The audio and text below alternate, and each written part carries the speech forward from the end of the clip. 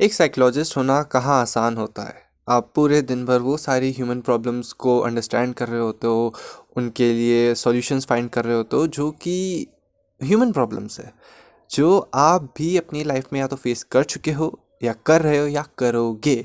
तो उन सारी प्रॉब्लम्स का सॉल्यूशन, उनका जो सारी चीज़ें हैं वो फिगर आउट करना, और सिर्फ फिगर आउट नहीं करना, उस इंसान के लिए फिगर आउट करना जो इंसान आपके पास आया है। उस इंसान को समझ के उसकी स्ट्रेंथ्स क्या है, उसकी वीकनेसेस क्या है, क्या उसके ऊपर वर्क करेगा, क्या नहीं करेगा। और ये फिगर आउट करने के बाद भी आपका जॉब ख़त्म नहीं होता है। आपको उस क्लाइंट को एम्पावर करना होता है कि वो अपनी जो लाइफ की बैटल्स है वो खुद लड़ सके। उसको एम्पावर करना, उसको फैसिलिटेट करना, उसको ऐसी बहुत सारी चीज़ों के बारे में अवेयरनेस देना जो कि उसमें नहीं है। उसका पर्सपेक्टिव जो होता है ना, जो उस पर्सपेक्टिव को इम्प्रूव करना लाइफ को लेके, बहुत सारी चीज़ों को लेके, ये आसान नहीं होता। एक साइकोलॉजिस्ट हूँ मैं, और मैं लोगों को फैसिलिटेट करता हूँ उनके डिफ़िकल्ट इमोशंस से, उनके लाइफ सिचुएशन से। और ये ना, ये ऐसा लगता है कि साइकोलॉजिस्ट तो बस बैठ के बस प्रॉब्लम सॉल्व ही करते होंगे, एडवाइसेस देते होंगे कि ये कर लो वो कर लो। नहीं यार, काश ऐसा हो पाता तो हम बहुत आराम से बैठे हुए होते। नहीं, हम पूरे दिन भर यही वर्क कर रहे होते हैं, और हम इंसान को समझने की कोशिश करते हैं। हम इंसान को उसकी प्रॉब्लम के साथ समझने की कोशिश करते हैं, उस प्रॉब्लम के बिना समझने की कोशिश करते हैं। और फिर हम उस इंसान को इस चीज़ में फैसिलिटेट करते हैं कि वो अपनी प्रॉब्लम को किस प्रकार सॉल्व कर सकता है या उससे डील कर सकता है।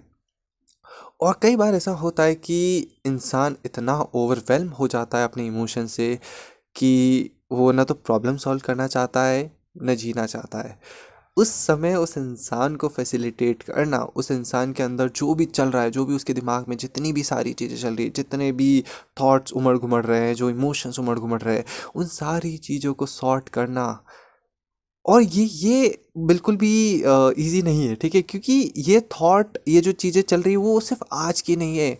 ये कई साल पुराने इमोशंस भी हैं, बचपन के इमोशंस भी हैं, बचपन के ट्रॉमास भी हैं। और उन सभी चीज़ों को लेके, उन सभी चीज़ों के साथ एक क्लाइंट को फैसिलिटेट करना कहाँ आसान होता है। एक साइकोलॉजिस्ट होना कहाँ आसान होता है। और अगर आपको लग रहा है कि ये तो चलो ठीक है, तो फिर आपको मैं ये चीज़ बताता हूँ कि आप किसी इंसान के साथ कोलैबोरेट कर रहे हो, आप किसी इंसान के साथ वर्क कर रहे हो, और आपका जो वर्क है वो उस इंसान की ज़िंदगी इम्प्रूव कर रहा है। और वो धीरे धीरे सबको पता चल रहा है, उसको सबसे पहले उसके करीबी लोगों को पता चलेगा कि हाँ, ये इंसान इम्प्रूव कर रहा है। फिर धीरे धीरे उसके आउटर सोशल सर्कल में वो चीज़ दिखेगा कि हाँ यार, ये इस इंसान में कुछ चेंजेस आ गए, ये पहले जैसा नहीं है, ये अभी बहुत ज़्यादा बेटर है। और बेटर बहुत सारे पर्सपेक्टिव्स में हो सकता है, लेकिन हाँ, लोगों को धीरे धीरे दिखना शुरू होता है, चेंजेस धीरे धीरे दिखना शुरू होते हैं। सबसे पहले आपके क्लोज वालों को पता चलेगा।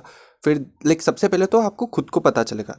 अगर कोई क्लाइंट है तो सबसे पहले उसको खुद को पता चलेगा कि हाँ, मेरे अंदर कुछ चेंजेस आ रहे हैं, थेरेपी वर्क कर रही है।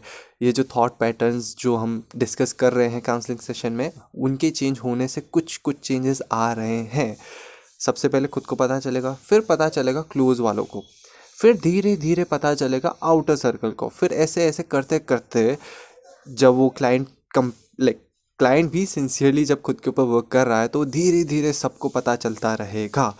और हम साइकोलॉजिस्ट ऐसे हैं कि हम ये नहीं कह सकते कि वो इंसान देख रहे हो, उसने हमसे काउंसलिंग सेशंस लिए थे। और जो इम्प्रूवमेंट देख रहे हो, उसमें हमारा भी हाथ है, हम नहीं कह सकते, क्योंकि कॉन्फिडेंशियलिटी आ जाती है, प्रोफेशनलिज्म आ जाता है, जो कि बहुत ज़रूरी है। बहुत ज़्यादा ज़रूरी है कॉन्फिडेंशियलिटी होना, प्रोफेशनलिज्म होना, क्योंकि ये एक बहुत ही प्रोफेशनल रिलेशनशिप होता है, जहाँ मैं एक काउंसलर आपको एज अ क्लाइंट आपके साथ वर्क कर रहा हूँ आपके ऊपर। ये जो डायनामिक होता है ना, प्रोफेशनल डायनामिक, वो बहुत ही ज़्यादा इंपॉर्टेंट होता है आपकी वेलबींग के लिए, और ऑफ कोर्स मेरी वेलबींग के लिए भी। तो यही है कि एक साइकोलॉजिस्ट होना कहाँ आसान होता है कि आप कभी ये नहीं कह सकती कि वो इंसान जिसकी ज़िंदगी अभी ऐसी है, कहीं ना कहीं मेरा भी उसमें योगदान है, आप नहीं कह सकते। आप नहीं कह सकते कि इस इंसान को मैंने टूटते हुए देखा है, और से उससे एक एक जो मिट्टी का जो घड़ा होता है ना, क्ले जो होती है ना, वो पूरी ऐसे होती है ना, उसको जब आप शेप देते हो धीरे धीरे, और ये कोलैबोरेटिव प्रोसेस है। मैं एज अ काउंसलर अकेला कुछ नहीं कर सकता जब तक कि सामने वाला इंसान मेरे साथ वर्क ना करे।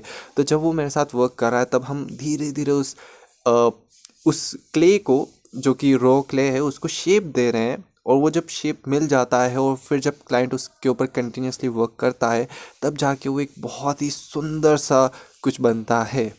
और और हम कभी ये नहीं कह सकते ना कि यार ये जो दिख रहा है ना, ये जो चमक रहा है ना, ये सारी चीज़ें है ना, ये कहीं ना कहीं हम भी है इसमें इन्वॉल्व, हम नहीं कह सकते। तो वही है कि साइकोलॉजिस्ट होना कहाँ आसान होता है कि आप कभी ये भी नहीं कह सकते कि यार ये जो कि पर्सनल रिलेशनशिप्स में आप कह सकते हो। पर्सनल रिलेशनशिप्स में इनफैक्ट बहुत ज़्यादा कहा जाता है कि यार इसको मैंने पढ़ाया, इसको ये मैंने कराया, इसको ये मैंने दिलाया, बहुत सारी चीज़ें होती है राइट। लेकिन प्रोफेशनल रिलेशनशिप में आप ये सारी चीज़ें नहीं कर सकते और नहीं करना चाहिए, क्योंकि इंसान अगेन कोलैबोरेटिव प्रोसेस है। इंसान अपनी इच्छा से आपके पास आया, आप आपकी असिस्टेंस ली खुद को बेटर करने में, और वह जब बेटर हो जाता है that is your reward, like that is the cherry on top of the cake. Of course, cake is the counseling fee. And जब वो इम्प्रूव हो जाते हैं तो जब वो चेरी जो लाइक डेकोरेशन का जो भी मटेरियल होता है ना, that is very much important. Cake सिर्फ ब्रेड और क्रीम केक का कोई मतलब नहीं है राइट। जब तक उसके ऊपर डेकोरेशन ना हो, जब तक उसके ऊपर चॉकलेट्स और वो सारी इंग्रेडिएंट्स ना हो, तब तक मज़ा नहीं आता। तो जब क्लाइंट इम्प्रूव करता है धीरे धीरे with like step by step process, slowly slowly slowly जब वो इम्प्रूव करता है और जब वो केक पूरा बन के रेडी होता है, तब जब हम उस केक को देखते हैं तो हमारी आंखों में पानी आ जाता है, और अभी आ भी रहा है क्योंकि कुछ इंसिडेंट्स याद आ रहे हैं। ओके, वैसे मैं बहुत ही ज़्यादा सेंसिटिव और इमोशनल हूँ, और मैं कभी भी ट्रॉमास पे ऊपर नहीं रो पाता। लेकिन हाँ, जब भी कोई बहुत ही अच्छी चीज़ होती है जैसे कि ये, तो हाँ रोना आ जाता है। और ऑफ कोर्स इमोशनली हम बहुत ही है, लाइक इमोशनल इंटेलिजेंस भी कह सकते हैं, इमोशनल मैनेजमेंट भी कह सकते हैं कि हाँ हम हमारे इमोशंस को मैनेज कर पाते हैं, क्योंकि वीडियो पे अभी तक मैंने कट नहीं किया। और I can easily record this video and continue to talk about it. So again, psychologist होना कहाँ आसान होता है। मगर आई फील ब्लेस्ड कि मैं एक साइकोलॉजिस्ट हूँ। मैं बहुत सेंसिटिव हूँ, मैं बहुत इमोशनल हूँ, जो कि मेरे को मेरी काउंसलिंग प्रैक्टिस में हेल्प करता है। मेरे को मेरे क्लाइंट को समझने में हेल्प करता है, उसके एक्सपीरियंस को समझने में हेल्प करता है, क्लाइंट को क्लाइंट की प्रॉब्लम के साथ समझने में हेल्प करता है, क्लाइंट को उस प्रॉब्लम के बिना समझने में हेल्प करता है। और इसी वजह से मैं मेरे क्लाइंट्स को बहुत अच्छे से फैसिलिटेट कर पाता हूँ। तो हाँ, लाइक आई फील ब्लेस्ड। मगर साइकोलॉजिस्ट होना कहाँ आसान होता है, मगर फिर भी I am a proud psychologist.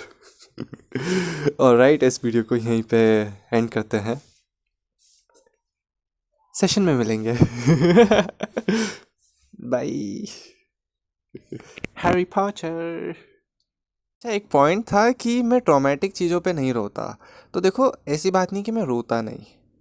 The thing is कि जब मेरे साथ एक क्लाइंट बैठा है और जब ट्रॉमेटिक वाली चीज़ें चल रही है, जब उसके ऊपर बातचीत हो रही है, तो now at that time it's my responsibility to facilitate my client with those emotions. So इसलिए उस समय रिस्पॉन्सिबिलिटी वाली चीज़ आ जाती है। एंड इसीलिए वहाँ पे मेरा रोना कोई सेंस नहीं बनाता, क्योंकि सामने वाला एक इंसान रो रहा है, उसको फैसिलिटेट करना होता है। और ऐसा नहीं है कि उस समय भी मैं मेरे कोई इमोशंस हाइड कर रहा हूँ, नहीं।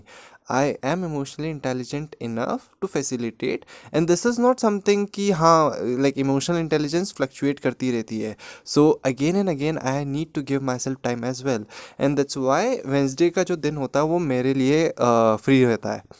मैं वेंसडेज को कभी भी काउंसलिंग सेशंस नहीं लेता unless emergency, which is like extremely rare. Again emergency कह के नहीं आती है तो वो उस समय देख लेंगे, लेकिन I will always like that is my off, Wednesday is my off, क्योंकि उस दिन I take care of myself, I take care of my emotional health and every thing.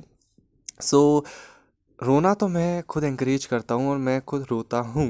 You have सी कभी ना कभी मैं दिख जाऊँगा रोते हुए for the good things. Of course, for the other things, I have worked on them, and it life is a continuous process. You need to keep working on your things, keep working on the things that bother you, keep working on the things that trigger you. So that's a continuous process, and that will keep happening. But like when a person is like discussing certain things that are very sensitive, which are affecting the person, I would be the person who would be facilitating them. It's like कि अगर मेरे सामने कोई mental health breakdown अगर किसी का हो रहा है, किसी का इमोशनल ब्रेकडाउन हो रहा है, तो I will be the person who would be there as a solid rock, being there with that person, facilitating through the whole process. उस समय मैं नहीं रहूँगा क्योंकि I am responsible, I am there with that person, so that will be there. Otherwise, yes, I encourage crying. I cry myself. And crying is therapeutic. Again, therapy और therapeutic में difference होता है. थेरेप्यूटिक थेरेपी नहीं होती है. ठीक है, वो डिफरेंस अपन कभी और वीडियो में डिस्कस करेंगे. तो ओके. चलो, मिलते रहेंगे ऐसे ही वीडियोस में और ऑडियोज में, और let's see the future is bright. cool, take care, see you soon, and मतलब I hope to see you in my counseling sessions, of course. Why not? but अपना ध्यान रखिए, टेक केयर, रेस्ट करे, hydrated रहे, and like do something today of which you can be proud tomorrow. Bye. Harry Potter.